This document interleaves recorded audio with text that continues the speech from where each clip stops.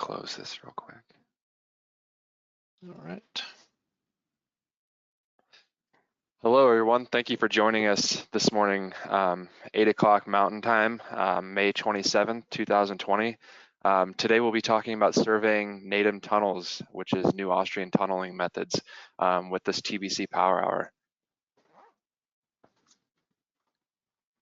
Next slide, Riley. The presenters today will be myself, Jeff Ryan, Product Manager for Trimble Business Center, and then we'll also have Riley Smith, the Tunneling Applications Engineer here in Westminster, Colorado. Thank you for joining us today, Riley. No problem. Glad to be doing another TBC Power Hour. It's been quite a while, but I'm excited to present. All right, so today's agenda, we'll kind of give an overview of tunneling construction as a whole. Then we'll go over new Austrian tunneling methods, otherwise known as NATM. And then we'll also go through survey workflows and solutions. We'll give a demonstration on Riley's end, and we'll quickly discuss resources, and hopefully we'll give a lot of time to answer some of your questions here at the end. And I'll let Riley talk to that awesome image that he added into the agenda. Well, just to set the tone that we're going to be talking about tunnels today, and so feel free to ask any questions, or if there's anything specific that you want to know about tunneling or tunnel surveys or any of the Trimble tunnel solutions, feel free to put that in the chat now, and we'll try to get to that over the course of the next hour. Awesome. So Thanks, before Riley. we dive into an overview, I think we're going to throw up a little poll for everyone. If it hasn't been already up. And this was, have you ever performed tunnel construction surveys? So just getting an idea for all of those of you who are on the line, how many of you are familiar with kind of what surveying in a tunnel entails and some of the challenges and so forth that are involved. So it looks like so far we've got a decent spread. About 41% have surveyed in tunnels, but not very often, which to me makes a lot of sense. They're quite large projects and maybe not as prevalent as your average cadastral survey or your average site construction survey. I'm going to go ahead and hide it. Cool. All right. So I've got myself on webcam, so hi everyone, and I've got trusty Total Station in the background, which we're going to be using today. But first, we're going to go over a bit about tunnel construction, and then talk a little bit about what NATM tunnels are and the surveying involved. So let me dive into the slides here. So why do we build tunnels? Well, there's really three categories of tunnels. There's for transportation, public works, and mining. So in transportation, this is all about moving people by road or by rail or metro. In public works, this is more about moving resources. How do we get things like water, wastewater, utilities, oil? How do we move those things around? And then in mining, it's all about resource extraction and moving that material in an efficient way.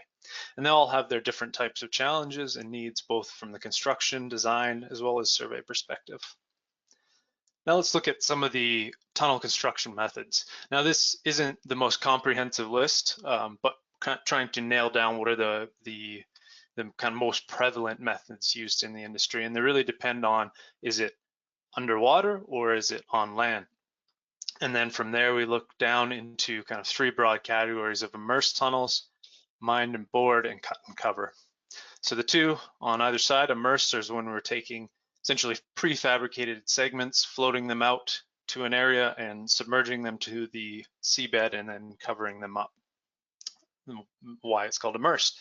Cut and cover is where we're going from the surface level and cutting down to where the tunnel will be and then backfilling after that tunnel structure has been created.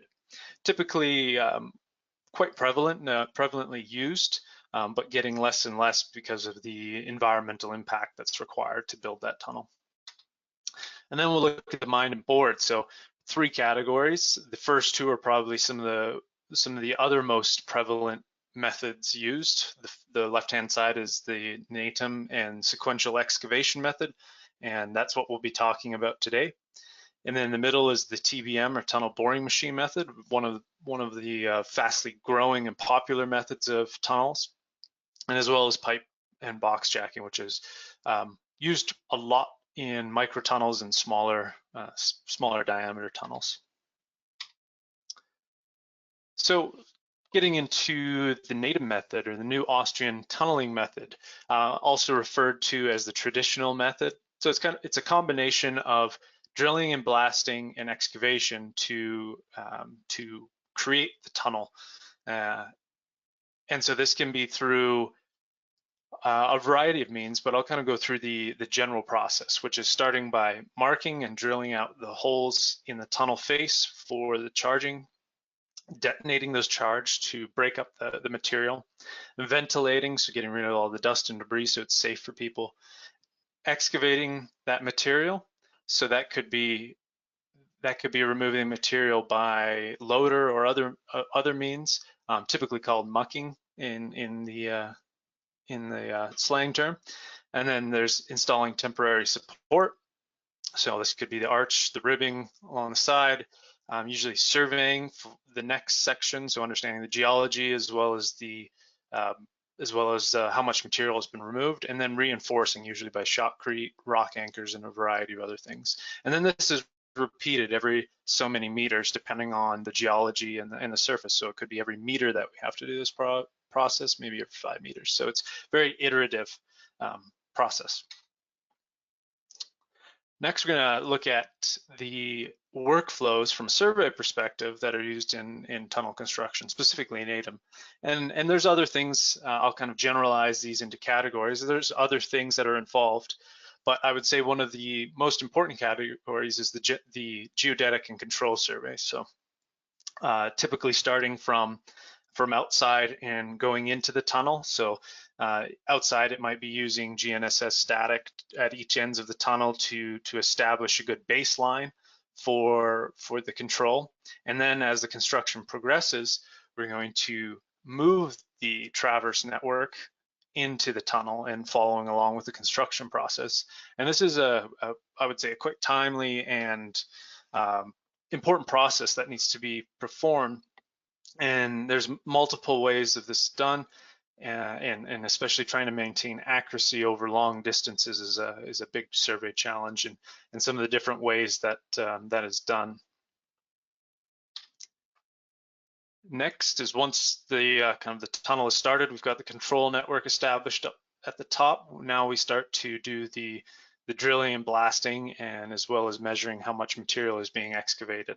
So this is guiding the drilling jumbo to drill and where to charge in the face of the tunnel, as well as collecting data on how much material is removed and helping the shotcrete crews and the reinforcement crews to put those rock anchors in and the proper amount of shotcrete. And another key part of well, really any tunnel is deformation monitoring. So this happens both in and outside the tunnel. So outside the tunnel, this is about understanding and alarming and reporting to the necessary stakeholders all of the key infrastructure that is around and above the tunnel. So this could just be as simple as understanding, is a building moving while the tunnel is being bored underneath. Inside the tunnel, this is more about understanding the shape of the tunnel after it's been excavated, how it's deforming at key points. You see on the right-hand side there, I've kind of noted out some reflector targets that are on the side of the tunnel. So those are measured in a campaign-based style monitoring and checked for movement relative to each other to understand, okay, is the tunnel collapsing in here, maybe at the bottom towards the inverts, or at the top, and getting a better idea of that movement.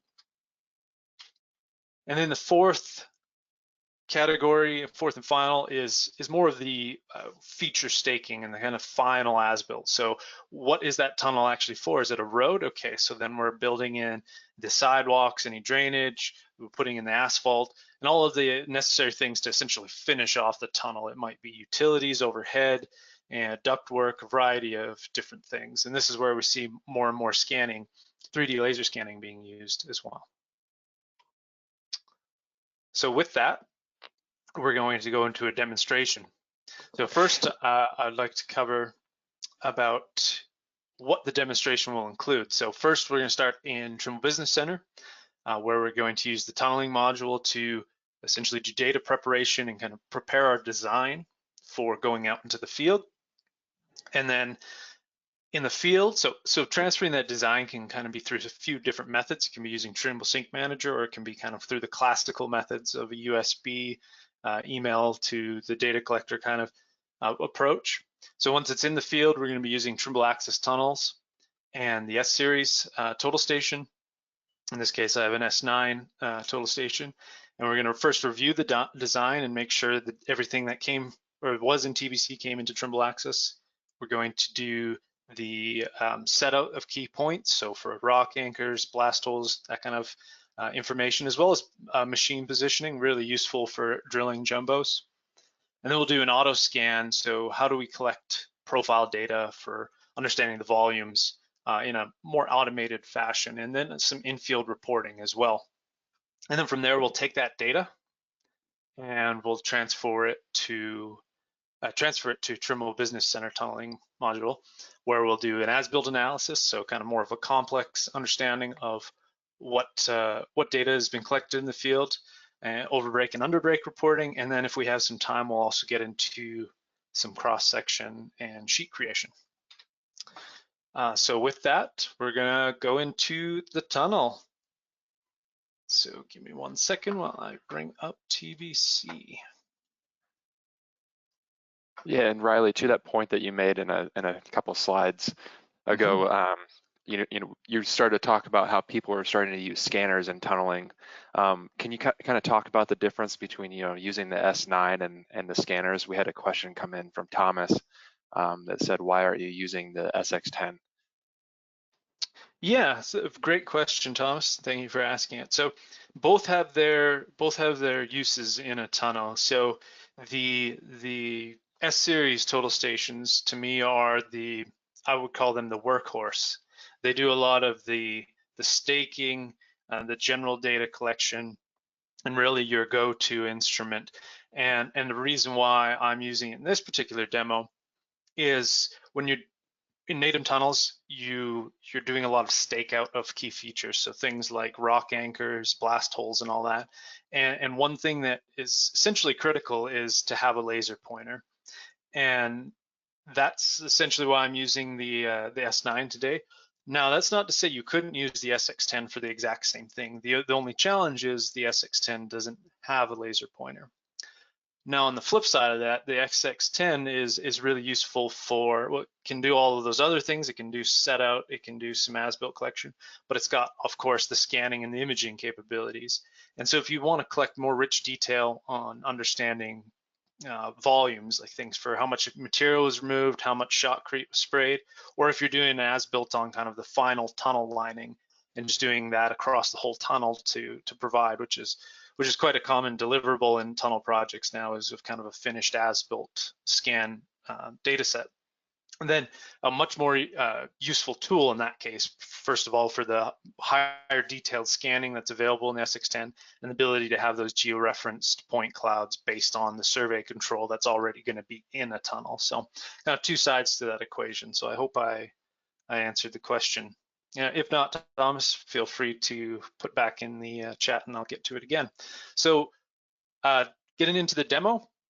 So we're going to start in TBC. What I've got here is a design alignment. I've already created it to kind of save us some time from creating that alignment. So you can see that here on the right-hand side.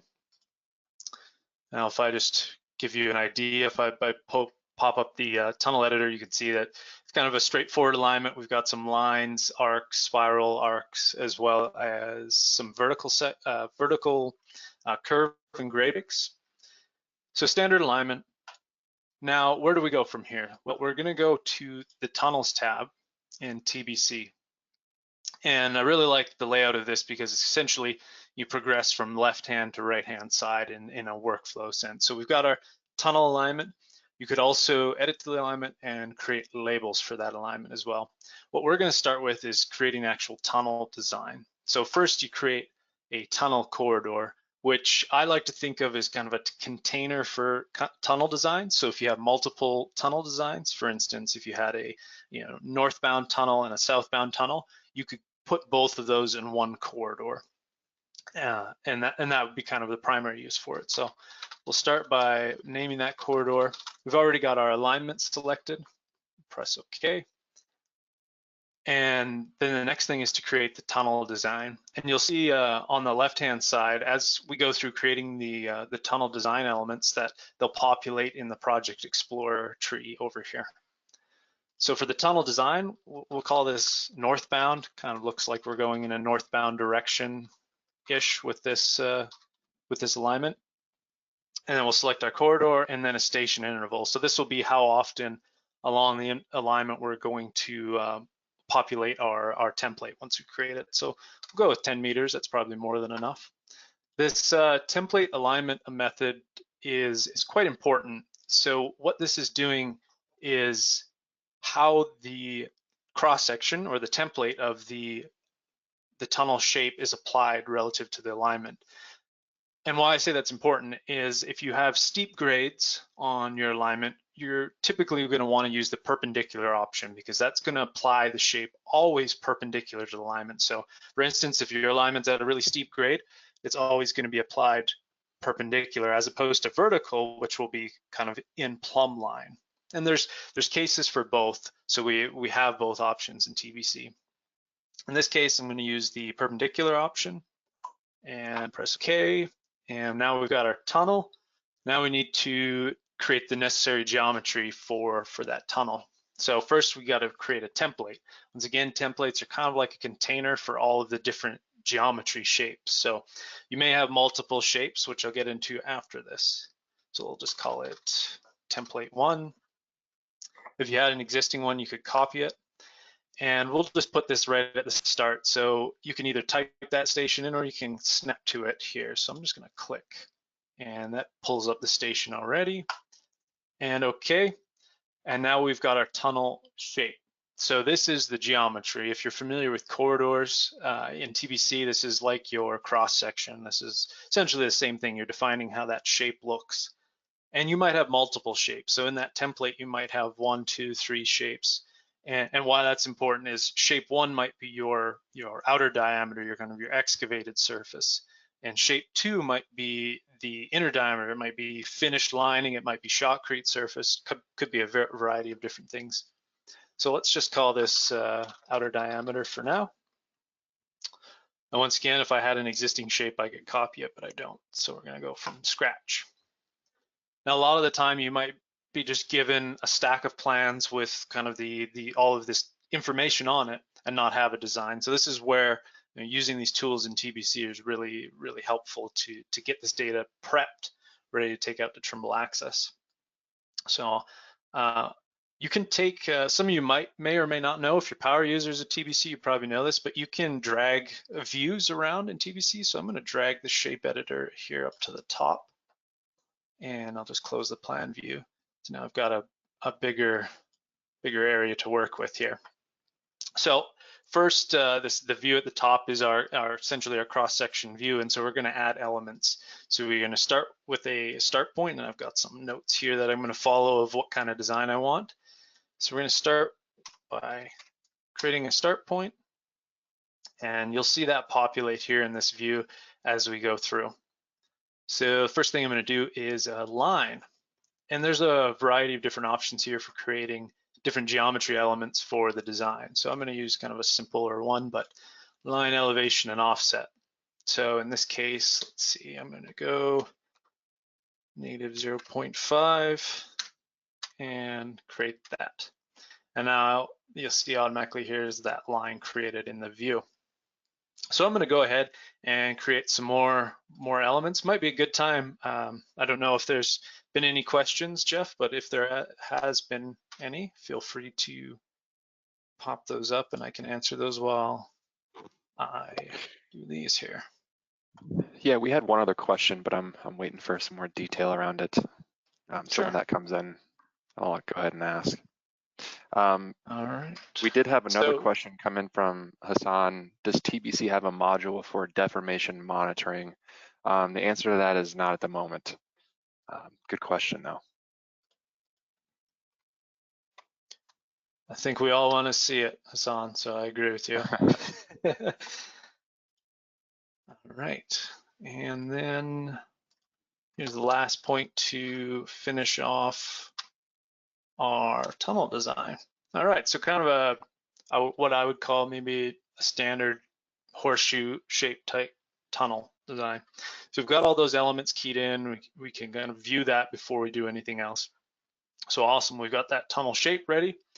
The next thing we can do is visualize that in 3D. So here we've got the design tunnel mesh tool. So click on that. And you select your tunnel shape and you give it a name. I'm going to call it outer diameter. If we want, we could put it on a layer. One thing you might not know is if you press spacebar, it'll automatically bring up that layer manager. It's kind of a tip and trick in TBC that I like to use. And let's give it a fancy color so we see it well. All right, and then once you have that in, you press OK. And you're not going to be able to see this because I don't have a view open, but that's fine. So at the top, we're going to click the 3D view. And now you'll notice we've got kind of a 3D mesh of our tunnel design. So it's taking that shape, it's taking the alignment and created a 3D mesh along the whole alignment. And you can see that in any of the views, plan view, 3D view, station view, they're all there. So next, what I'm going to cover is a workflow that is more prevalent in NATM tunnels, which is set out point. So these would be key features like blast holes. They would be set out points for rock anchors, so reinforcing the sides of the tunnel. They're really similar in a sense to stakeout points, if in the same kind of terminology, but set out points are more for tunnel specific workflows. So in TBC, we've got this edit setouts. So I'll hit that. And then what that'll do is open up another cool thing, which is the tunnel view. And if you're familiar with the TBC tunneling module in the latest version of TBC, which is 5.3, did some updates to the tunnel view to kind of make it a more comprehensive way to view all of your designs, shapes, set out points, offsets, rotations, all in one kind of centralized view. And so I'm going to go through that and you'll see some of the new things as I do. So on the left-hand side, there's options for the shape. So if I click on shape, you'll see that existing shape that I've already created. What I want to do is do the set out points. So there's essentially 4 different types. The radial is especially used for rock anchors. So you're essentially projecting out an offset based on the center point radial out to meet the tunnel design. You'll see what I mean when I enter that point. So let's start with that. We'll go radial. You put in a start station and an end station. So if you wanted this to be applied at a range of stations, you could do that. In this case, I'll just put it at 1 for demo sake. And then you apply the offsets. So let's see, I've got some offsets here. You could also offset that center point, which the radial will be projected out from. In this case, I'll leave it at 0. And then the last thing you need is a shape. So I'll select my outer diameter shape and see it's computing that. Now, I don't see anything right now, but that's because it's at station 1200. So I can do that by using the slider here, the bottom, and that'll go through all the tunnel. But I want to input that station. So let's go 1200 there. And now you'll see that point here. And that's the radial setup point that I've created. And so it's essentially gone from this alignment and projected it out at that offset to meet the tunnel design. Next type we'll look at is the horizontal. So same thing, put in some stationing, and it only requires a vertical offset here and then a direction. So is going on left of the alignment or right of the alignment. So let's do left, and then the shape.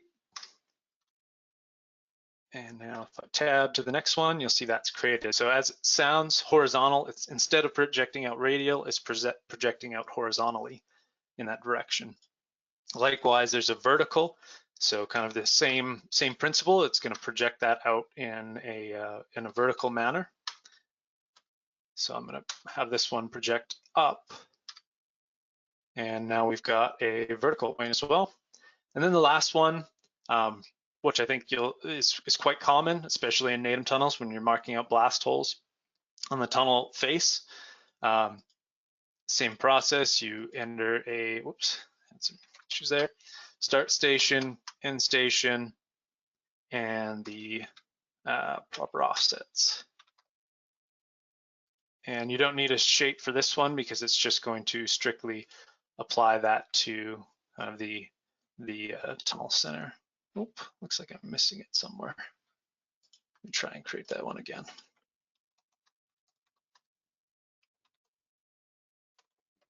Technical difficulties. Cool. And so there's a blast hole right there that you can see. So you can keep editing and adding more and more of these if you need. And typically, if you're doing blast holes, you'll have several, whether it's 10 or more, depending on the tunnel size and shape, and as well as the geology. The other thing that I want to go over with the tunnel view is applying rotations and offsets. So on the left-hand side, we'll go to that. This can be quite common, especially if you want to offset multiple designs. You have one alignment, but let's say you have two designs, one on each side. You can use offsets to do that. So in this case, I'm going to apply a pretty simple one. We'll just apply a 0.1 offset horizontal, and notice here that now the alignment is offset 0.1 to the right. You could do the same thing as well with the vertical. Right now we've got that alignment moved up 0.1. Rotations are really interesting. They're similar to a super elevation, but not the same as a super elevation. What they're doing is rotating the tunnel shape at whatever rotation and station that you choose. So for instance, let's put in a station. We'll say at station 1200, it's going to be at 0 degrees rotation, but by, let's say, station 1350, we're going to hit 5 degrees. And now, actually, I'll keep entering the elements. I've got a couple more. I want to go that 5 degrees until that station, and then we'll go back to 0 degrees rotation. It's the wrong station. 0 degrees rotation here. Cool. So now with the little slider bar, I can see kind of how that looks. You'll notice as I slide across, that design tilts 5 degrees, and then it'll tilt back. So the reason I show that is quite common, especially in metro or road tunnels where you have to rotate along curves to counteract those forces going at speed. All right, so we've got the setouts, we've got our offsets, our rotations. The one last thing I'd like to cover before we get into the field aspect is multiple shapes. So in this case, we've got one shape, but let's say you wanted an inner diameter surface. We can call it the shotcrete, we can call it the tunnel lining. Easy way, you can go to the create shape menu, and you can create another one. We'll call it inner diameter, and use this copy shape function. So I can select any existing shape. So we'll use the outer diameter and just apply an offset. So if I know that thickness of shotcrete is going to be, let's say 0.1, I can put negative 0.1 offset and hit OK. Excuse me. And now in the tunnel view, we've got our both shapes. Here, let me close that shape editor. In the tunnel view, we've got both shapes, the inner and outer diameter. And likewise, you could create a design mesh for that inner diameter as well. So I can press OK, create that, and now if I blow up the 3D view here, they're the same color, but let's change one of these to make it a little more clear. You have both shapes. So you can have multiple shapes in a tunnel design. All right, so we've got all of our tunnel design, data prepped, all of that ready to go for the field. The last step is to get that out in a format. So we've got an export format between Trimble Access and TBC called the TXL or Trimble Tunnel XML design template. So here under the export menu under corridor, you'll see the TXL tunnel exporter. You select all the necessary information and then export out, and you'll have that .txl file, and then you can bring that into Trimble Access. So we're ready to go into the field portion of this. Before we do, just to break up things, in case anyone's fallen asleep, we're gonna throw up a second poll question. Jeff, if you could do that now, please. Hopefully everybody can see that. We've had some votes come in a little earlier, but Cool. the more the merrier. We had a question come in from another person. Give me a minute. Can you quickly show how to edit or delete an entry to your design? So I think maybe starting out right at the first station, you can make some of those edits. In TBC or Trimble Access? He did not clarify, but I'm guessing TBC. If it's TBC, it's like any other element in TBC. So you can, if you want to delete any of the templates or the shapes or any of that information, you can go and right click and delete that information. If you're looking at, let's say, removing a certain element in the tunnel, like I've got all these design elements, I can go here, right click and delete that row, and it'll get rid of that that piece of geometry. So that if there's something else you're referring to, please just clarify in the chat window, and I can go back and look at that. All right, Thanks, so Brandon. all right, so I think we've probably had time to answer the poll. Looks like a good chunk of you, about half, have never seen Trimble Access tunnels, which is awesome. So I hope that's why you're on the call today. So I'm gonna give you a run through of that right now. So you can probably see if my webcam is still operating. I've got a S9 set up here, connected to Trimble Access, and we've got that tunnel design. You can see that here, and I've got the total station set up with the kind of a simple backsite setup. And I'll be using the laser pointer today, no prism. And so I've got it pointing kind of at my wall here in this room. So if you're not familiar, in Trimble Access, we've got several different modules that you can use aside from the general survey, which is the one that most people are familiar with. And the one we're going to cover today is tunnels. So in tunnels, we have essentially 5 categories of features. We have the define, which we'll go into first, which is more of looking at the design information. And then with the survey tasks, machine positioning, which is used for, let's say you're positioning a drilling jumbo, reviewing any of the data that's been collected, and then reporting on that as well. So jumping in right away, we're going to look at the define. So the cool thing about this is you can create a design in essentially the same way you did in TBC as in Trimble Access, and you can transfer that data using the TXL format between the two. So in this case, I've got the same similar design that we created in TBC here in Trimble Access, and I can click on that, and it's got all of those elements. So I can look at the horizontal alignment and see all of the lines, the arcs, the curves. If I want to edit any of those pieces of information, I can click edit and add that. So a really useful tool, especially if you're in the field and you need to change or things are revised on the go. You can do it in Trimble Access without having to crack open your laptop and open TBC. And it's got all of the other information like setouts, alignments, basically anything that we created in TBC will be there. So the next part we'll go into is the actual survey piece. So we've got a few functions that are very familiar in other pieces of Trimble Access, like the measure surface, station elevation. So I won't go into those for this video. I'm going to go into the more tunnel specific ones. So that's these 3 here: auto scan, position in tunnel, and setout. So let's start with the setout. That's essentially the logical step. You're going to be setting up blast holes for the excavation. You might be doing rock anchors for support. So you select the TXL, so you could have multiple TXLs with different points and different designs. And then you define a station range. In this case, I know I've got some set out points at station 1200.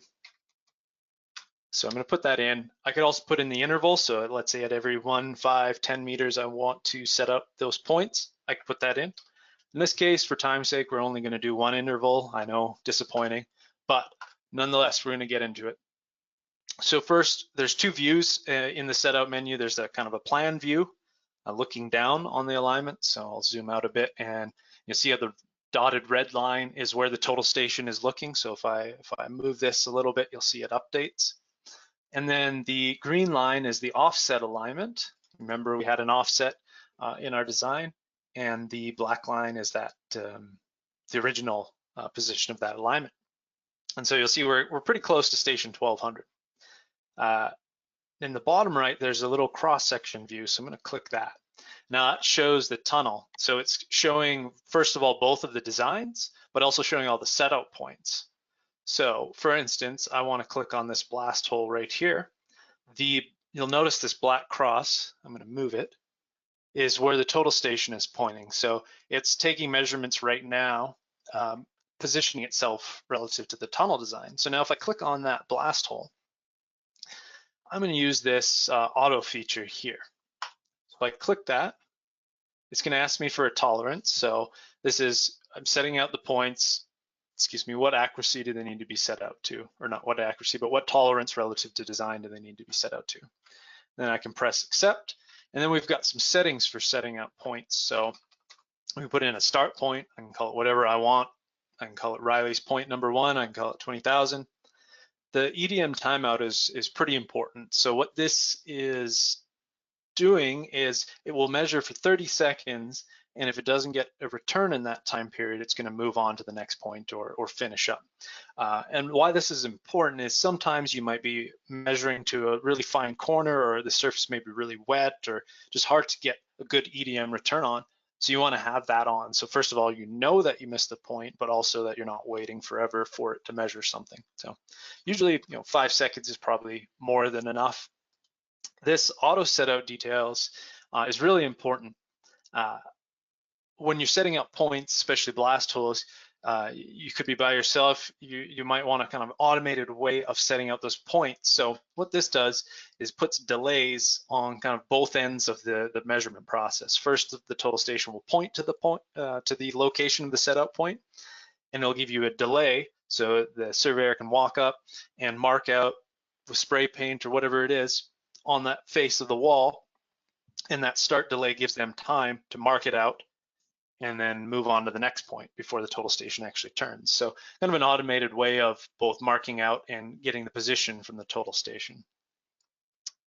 So you can have those set up. There's also some other options here, cross-section guidelines for kind of visualizing in the cross-section view, but we won't get into those now. Press enter, accept. Cool, and you'll notice that little black cross there automatically turned to the position. So now the total station's measuring, and once it knows it's at the location, it's going to first of all audio and visually say mark point. So you see that here in the bottom right hand side. And so I can store that position at that point. If I had multiple points, it would move on to the next ones and so forth. But in this case, I only have one blast hole.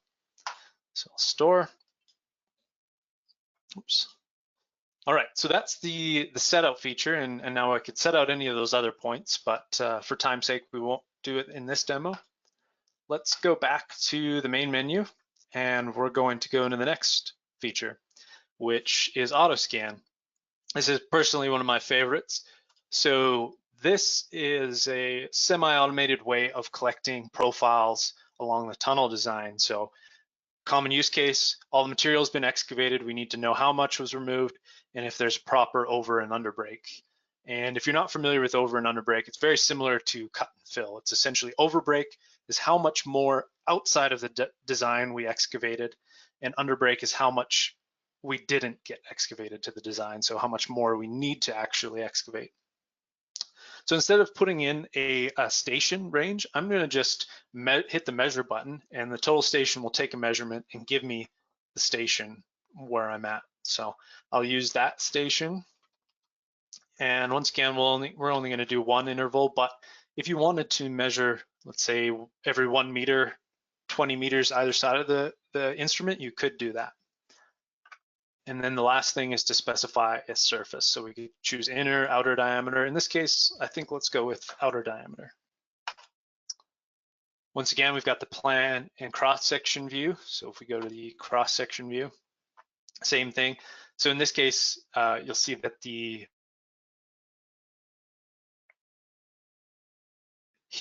you'll see that black cross, which is the total station, you might even be able to see it behind me moving and turning to that position. And I can see kind of on those key points where we're relying if it's going to be over and under brake. But the real power here is using the actual auto scan. So first we'll hit start. And before you can ever get into this, you need to specify the settings. Once you've got the settings specified, every time you hit auto scan, it's just going to run through the auto scan based on the last settings. And if you want to change those, I'll show how to do that in a minute. So first, like always, we need to specify point range. If you want to use a code, you could. I've got a feature library in here, but in this case, I don't really need them, but the option is there. The scan interval defines how many points along that shape you'll be measuring. So in this case, every half a meter, I'm going to measure a point, which is probably more than enough. And then I'm going to have a EDM timeout. I'll change it to 5 seconds. This last piece I'll cover in the settings is the auto scan on station adjustment. So this makes adjustments for the total station's position. If it's not directly perpendicular to the surface, it'll adjust relative to that station. So it'll measure and then adjust the total station position to get it on the right station.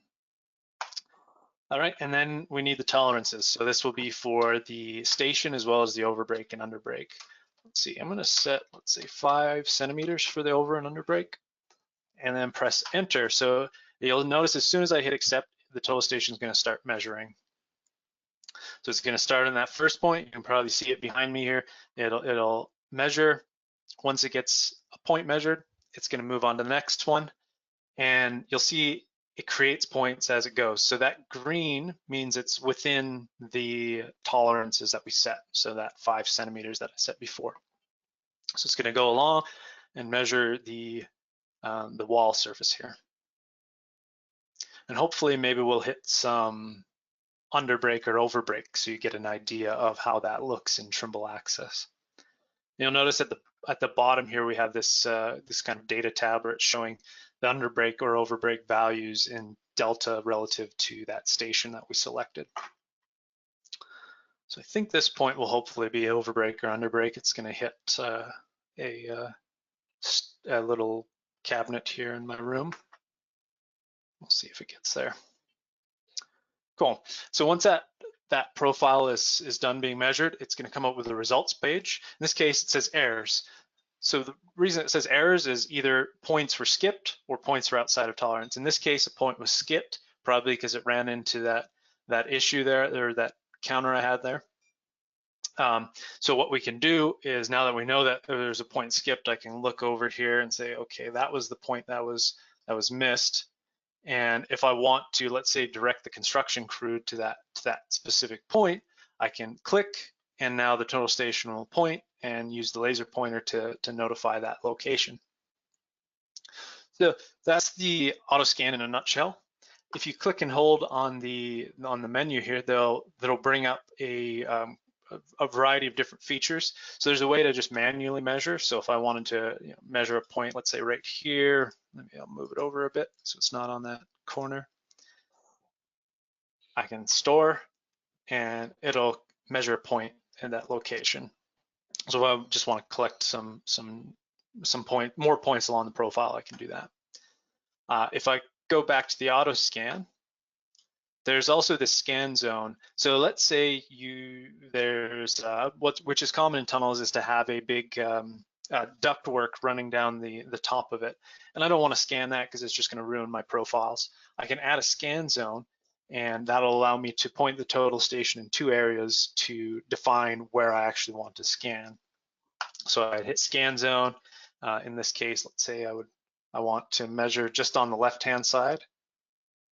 So I'll press accept for the first point, and then it asks me for the end of the scan zone, and then I can point it to kind of a second location, press accept. Now between those 2 total station positions is where it's going to scan and nowhere else.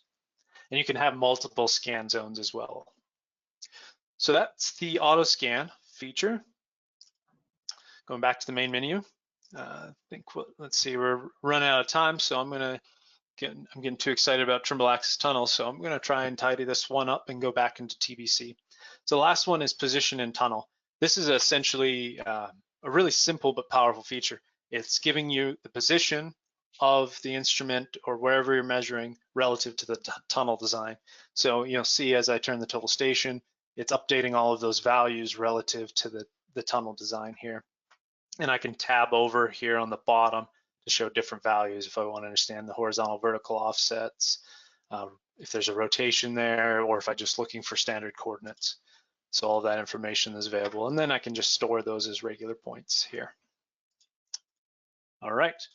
The machine positioning, next thing I'm going to, is typically used for positioning drilling jumbos. So if you're drilling into the face of the tunnel, you would provide a tunnel face. I'll just hit measure, and that'll get me a station of the tunnel face. And then the drill depth. So if I'm drilling to, let's say, 4 meters, press enter, and what it's going to do is create a reference line based on that information. So the design, the station, and the drill depth. Now when I hit next, oops, I jumped too far. Let me go back to that. Machine positioning, getting too excited. Measure, and then drill depth. When I press next, this is essentially the machine positioning screen. So it's going to give you 3 offsets. It's going to give you longitudinal, which is forward, backward along the alignment. It's going to give you vertical, up and down relative to the alignment, and transverse, left, right. And if there's a construction offset necessary, for whatever reason, that's there. But you'll see as I move the total station, these values change. So if I wanted to change the try and get it closer to, 0, I could move it over, and then we're getting kind of in the area. It's a pretty straightforward feature, but nonetheless powerful. All right, so finish that up. So we've done all the data collection, we positioned the machines. The last 2 things is kind of reviewing the data and reporting on it. So if we go to review and we click on one of these stations, we can select a station here. So I've measured at 2 stations. I did the set out point at one, and I did the auto scan at the other. So if I click the auto scan one, press accept, and go to results, I can look at all of those scan points. Doesn't really give me a lot of detail, but it tells me how many were measured. Now, if we go into this menu, I can get that cross-section view of the data again. So if I want to go back and see anything, I can. There's also same thing, kind of a click and hold menu to select different things. And as well, if I want to get the details, this will give me a more descriptive analysis of what was collected. So if I look at this point, I can see the grid coordinates, I can see the underbreak, station delta, and a variety of other information. Last piece is the reports. So there's a few different reports in here. One of my favorites is the tunnel profile detail report. And I'll click on that view creative file and press accept. And that should pop up. Kind of a simple, but you might need it anyways in the field. You know, if you have to report immediately something to contractor, whoever it is, then you can quickly generate this report in Trimble Access, which will give you the underbreak, overbreak, and the station values as well. All right, so we've covered all of that in Trimble Access. Now let's go back to TBC where we've brought that job file from Trimble Access back into TBC. So we've still got our tunnel design. I labeled the alignment here with some station values, but I imported that job file, so I've got some as-built points in here. The reason why I want to show this is to kind of close off the workflow. We've done the data prep design work, we've done the in-field staking, as-built collection, and now back in the office, I want to do a little bit more, let's say, complex analysis. So we want what is probably one of the primary deliverables on most name projects for the surveyor, which is the as-built or the over and under break report. So the first thing that we need to do is assign tunnel points. Now, why this is important is we're assigning data to I'm just going to remove these. Looks like I already did it accidentally. We're signing data to the signing as-built points to the design. So when we do the report, it has only those specific points associated to the overbreak and underbreak. Well, why that's cool is under the selection method, there's a few different ways of doing that. So in this case, we're going to use job file, which is the simplest, more straightforward, especially if you're using total station data. But let's say you're using an SX10 or an X7 and you've got a scan data of that surface, then you could also do it from a point cloud. In this case, I don't have it, but just for example's sake, you can specify all of this information, such as which point cloud, in the search distance. So essentially it's sampling out that point cloud to take a point every 0.5 meters at this interval. So essentially doing the same as-builting with scan data as you would with a total station. So some flexibility on how you want to do that. In this case, we're going to use the total station data. So what I'll do is just press add, and what it's going to do is rip all of those points from the job file into into this little graph and show them here. In this case, I've got two profiles I've scanned. Here, it shows all the points. If I wanted to remove any of those points, let's say one was just out to lunch, it hit a dozer or something moving by, I can right click on it and remove and click delete, and that'll remove the point. So once I've got all those set, I press OK, and it'll add those to the tunnel. And now to create the report, I can go to tunnel as built and run the tunnel as built report. One thing that I think is really powerful is the custom report. So if you want to tailor the overbreak, underbreak, as built report to your specific requirements, maybe there's some information in it that you don't need, or you need to add some, or you want to add a logo, whatever it is, you can use the custom report feature, and that'll allow you to edit the report template in Microsoft Word and use that in future reporting scenarios. So in this case, I do have one that I've created, which is shown here. We're just going to use the standard one. So we'll run tunnel as built report. We'll select the tunnel and which points we want to use, and then the tolerances. So I've got some tight tolerances here just because I want to show what overbreak and underbreak looks like. And you can change the colors of what overbreak and underbreak will look like. So once we're happy with those settings, I usually go with the defaults in most cases other than the tolerances.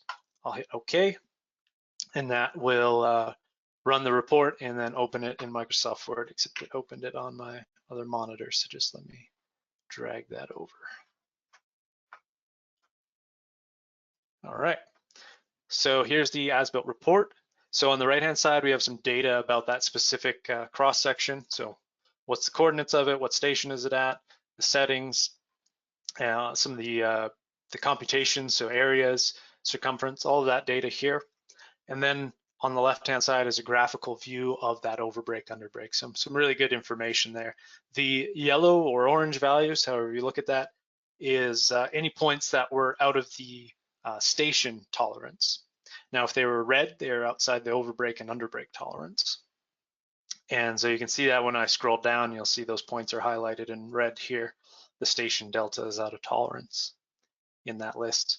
Now, if you had multiple as-built profiles, it would create one of these, a set of these 2 pages for each profile automatically. In this case, I only have one. And it would also calculate areas and volumes. In this case, I'm not getting any volumes because I only have one profile, but if I had multiple, it would create the volumes between those profiles. Cool. We've got 5 minutes left, so I think with that, I'm going to finish it off. The last thing I'll say, I didn't get much time to get into this, and maybe if there's a outcry and people want to see it, we'll do another webinar in the future, but tunnel designs and tunnel data in TBC are also supported with the drafting module. So for instance, if you want to create cross-section sheets of a design, let's say, I'm just going to try and pull up a quick example.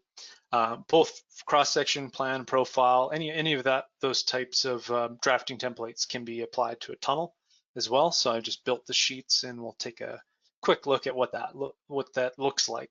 So for instance, if you want to have your own sheet set, you want to apply a template to it and all that, you could create that in the drafting piece of TBC as well. So it's got a lot of that similar information. We've got a point table. We've got the design showing the overbreak and underbreak here as well. And so with that, I think we'll move back to the presentation. Let me just pull that up. I needed to reverse one of Mario coming out of the tunnel here. All right, so whoops, go back to present. So with that, so we're gonna move on to, I hope everybody has some questions, so feel free right now to put those in the chat if you haven't, while Jeff and I go over kind of some next steps and resources for everyone on the call. So from my side, we've just created a new YouTube channel for Trimble tunneling products, so feel free to go check it out. You can either type in Trimble tunneling solutions in YouTube or go to that link there. And a lot of the material right now is tutorial videos, and we're probably going to keep adding more and more of those as we go.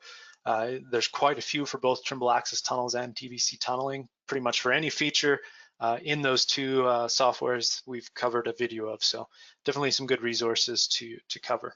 And feel free, if you're interested in finding more about tunneling surveying, or you want to talk more about Trimble Access or TBC, feel free to reach out to me after this. You can connect with me on LinkedIn. I'm pretty easy to find, and I'd love to hear from all of you. And with that, I'll let Jeff cover the rest of this. Thanks, Riley. I'll try to cover this really quick, guys, because I want to get some of your questions answered. So I might fly through these a little bit, but these are all available online for you guys to come in and view this slide deck afterwards. If you have any questions, just reach out to Riley and I later on. So I just really quickly want to direct you to the TBC Geospatial webpage.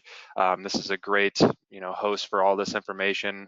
Whether it be the latest version download, the what's new. Blog, just to show off, what and encapsulate what's in each version. We've also got product bulletins and support notes, a vast majority of tutorials and links to the previous webinars, such as this one, all on demand for free. Go to the next slide. So as I mentioned earlier, we've got the TBC tutorials on the webpage. Currently, there's over 40 of these guys right now. So if you guys want to go in and learn a specific workflow, we provide the data sets and the instructions to do so. So please check that out. I'll say that there's some really good tunneling tutorials in there as well. Yep. As Riley mentioned, Trimble does a good job of making some videos available on YouTube, so please check out the TBC Survey and Construction channel. Right now, I think we have over 30 workflow-based playlists, so over 300 videos in total. So go in there and learn and troubleshoot as needed.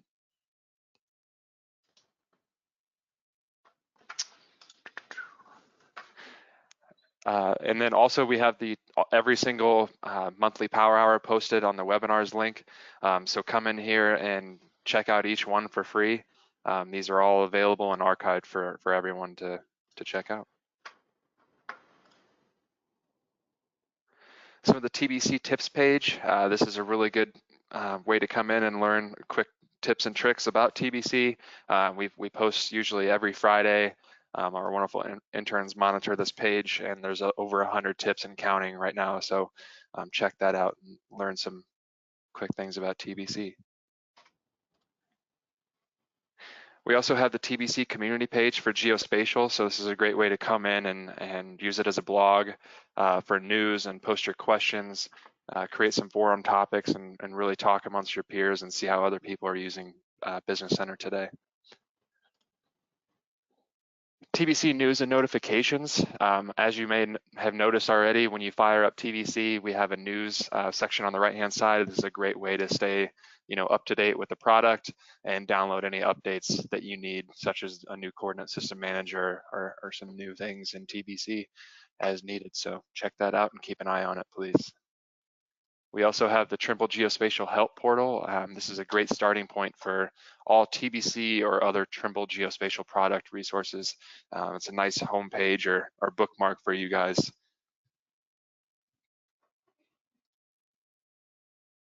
And then, like as mentioned before with the geospatial, we have the construction community page as well to just kind of come in and post some content, chat amongst your peers, and see how other people are using Business Center today. So two sides of the business there for the community. Let's see, we also have the macros community pages, so come in here and see what's available to drop into TBC, especially if you know how to program in Python. This is a good page to come in and check out, see what's already been made and maybe build off of that in the future. Some of the next steps is to download the new version of TBC 530 released just a while ago. If you don't know where your local distribution partner is, please use this link provided here, and you can zoom into the nearest location and talk to your distribution partner. So the next TBC Power Hour is June 24th, 8 a.m. Mountain Time again. We'll be having Joe Hicks with Conaway Geomatics Inc. He'll basically be walking through these new tools and functionality of the CAD command line that we just released in 530. You'll see how his company is utilizing this on a day-to-day basis and really, gaining and maximizing productivity within Trimble Business Center. It's a really nice ad, and we're really looking forward to showing you guys this feature off. With that being said, we'll hop into the questions. I know there's some good ones that came in. Cool. Yeah, I did have a comment about not being able to see my screen, so I hope most people were able to see it. If not, we can definitely think of ways how we can get the presentation to you folks after. Yeah, I think it was showing for the most part. I had one gentleman that tried it again, and it was just a switch of the setting, so he was Cool. good. All right, let's see if we can get to some. There's a lot of good ones, and I appreciate the feedback from everybody. So let's see. There was one question, and actually, it would be great if we get some clarification on what exactly we're looking for. But the question is more information on TBC for long curve pipe jacking.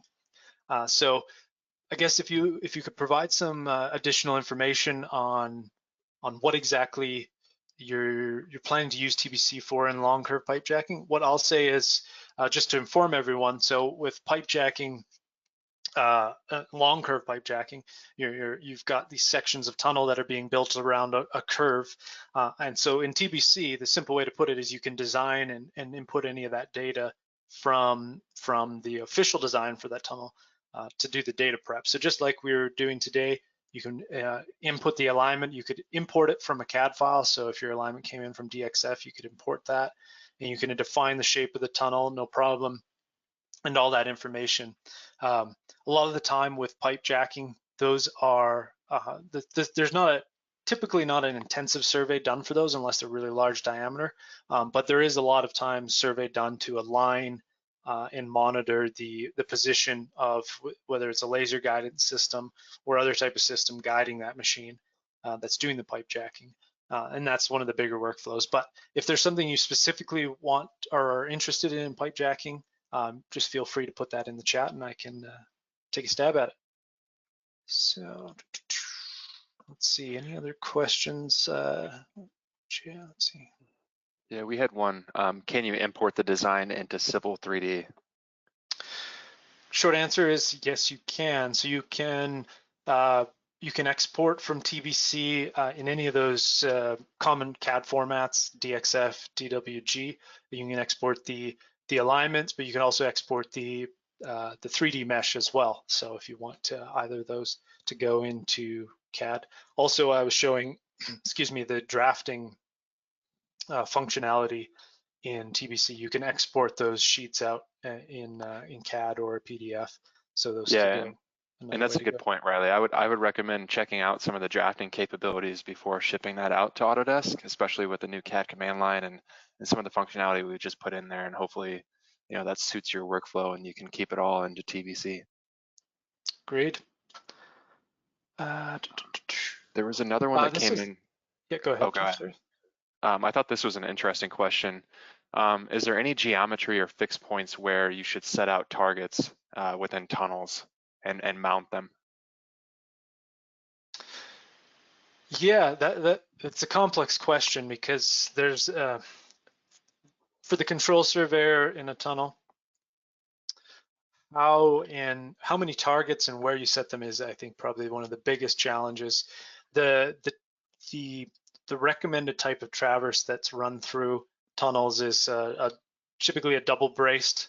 I think this is the technical term, double braced traverse, where you're essentially zigzagging through the tunnel and having a redundant measurement on in each setup. And the idea behind that is you have a lot of issues on a long linear tunnel with EDM refraction, so you want to try and mitigate that with this zigzag methodology. So that's one thing you want to take into account. Line of sight is always a big thing in tunnels, so you want to consider that. You don't want to, I mean, with any control survey, you don't want the control to be too far apart. You don't want it to be too short as well. And so there's a lot of, I could do a whole webinar, and maybe will one day, on just the control, the whole workflow for control surveys and tunnels. So it's a broad question, but that's how I'll answer it. There's one that's related that I just saw come up here about the testing the breakthrough precision. So for anyone who's not familiar, breakthrough is essentially if you have two tunnels, or you have one tunnel and you're constructing from both sides, so you have two machines working towards to meet in the middle somewhere. You have this what's called a break point, and that's the point at which those two traverses are going to line up. And I mean, it's never going to be zero, so you have some type of tolerance there which you're trying to meet. And there's no specific, I would say, no specific feature in TBC that's designated breakpoint analysis, but you can do a lot of the network adjustment on data. So you can bring all of your traverse, your GNSS, whatever it is you're using for control, and bring that into TBC and do the adjustments necessary. One thing that's cool about doing the adjustments in TBC, if you're any of you doing tunnel surveys are using gyroscopes, you can take that azimuth that's provided by the gyroscope and put it into TBC network adjustment as an azimuth constraint to improve your tunnel network. Awesome. Some great questions here. I'm just trying to see which ones to attack first. What are we? We have probably a time for at least one more, I would say. Yeah, so this is another one that came in. Can we import alignments in text, XML, or DXF format? I think we covered that a little bit, but. Yes, simple answer is yes, you can import alignments into TBC. And I would definitely recommend it if you have an alignment to start off with. It's always easier to use straight from the design or the engineer to import that data in. This one was a good question, and I think it's cool just because I'm a fan of the application. But regarding sight vision, so if anyone's not familiar with sight vision, it's a product made by Trimble, basically high accuracy augmented reality outdoors. And the question is, can we essentially bring tunnel designs into sight vision and use them? So short answer is yes. I think we have some improvements we can make there. Right now, the way to do that is exporting that tunnel mesh as a CAD file, a DXF, and importing it into sight vision. I would like to see it be a little more comprehensive in using the TXL format, and maybe we'll get there one day. But short answer is yes, you can do it. And I would like, if anyone's done it, yeah, definitely send me some pictures or anything about it, because I would love to see it. Unfortunately, with the quarantine, I haven't been able to get in as many tunnels as I would like to test that out. But for sure, I think that's a great question. I would also recommend trying out the Sight Vision AR exporter as well that we have as an export function. Great. Yeah, cool. Cool. I think we have all the questions answered. For the most part, I think there's a few more, but I think we've already taken about 10 minutes over time. So what I'll do is after you close out this webinar, there's a feedback survey. If anyone has any questions or you want to chat with me, just put a note in there. Feel free to reach out. I'd love to talk about tunneling with anyone who's interested. So thanks again, Jeff, and everyone for having me on. I really like presenting these power hours, and I'm glad to do it again after a few years hiatus. Yeah, thank you, Riley. I think you covered some great material. It was very comprehensive. We may have to do a follow-up. I think this was very well received, and there's still some more things we could have talked about. So we might have a part 2 here coming up. Cool. Awesome. Thanks everybody for joining. We hope you enjoyed it. Cool. See you, everyone. Take care.